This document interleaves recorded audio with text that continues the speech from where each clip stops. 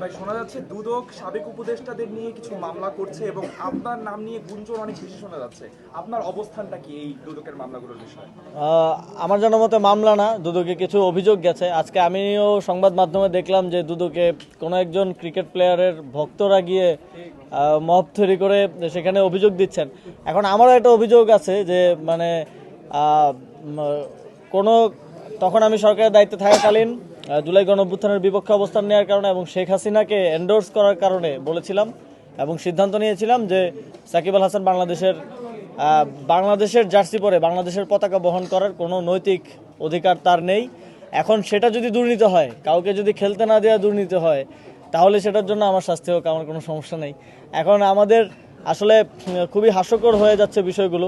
সাকিব আল হাসানকে খেলতে না দেওয়ার কারণে তার ভক্তরা গিয়ে 1000 কোটি টাকার দুর্নীতির অভিযোগ করলো এবং গতকালকে সারাদিন সেটা নিয়ে সব মোটামুটি মিডিয়ায় এক ধরনের মিডিয়া ট্রায়াল চললো। কেউ সেই অভিযোগের কারণটা কি এবং কারা দিয়েছে সেটা কেউ উল্লেখ করলো না, সেটা আজকে গণমাধ্যমে আসলো। এটা খুব দুঃখজনক এবং আমার জানার মতে দুদকে অভিযোগ দেওয়ার প্রক্রিয়াটা খুবই ইজি, যে কেউ গিয়ে অভিযোগ দিয়ে আসতে পারে।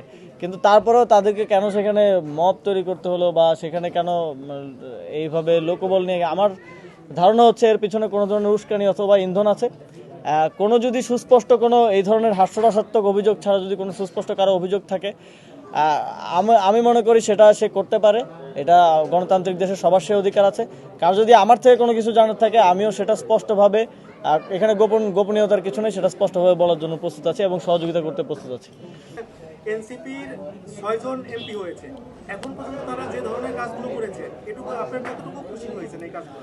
এখনও তো এমপিদের অফিসিয়াল কাজ শুরুই হয়নি। আমরা প্রথম অধিবেশনে তাদের কথা শুনবো এবং পুরো বাংলাদেশের মানুষ তাদের কথা শুনবে। এবং আমি মনে করি আমাদের যে 6 জন এমপি হয়েছেন, আমরা সারা দেশে আরও অনেক এমপি দেখেছি। আমরা অনেক খুনি চাঁদাবাজ থেকে শুরু করে অনেক লোকজন ঋণ খেলাপি তাদেরকে, বিদেশি নাগরিকদেরকে এমপি হতে দেখেছি।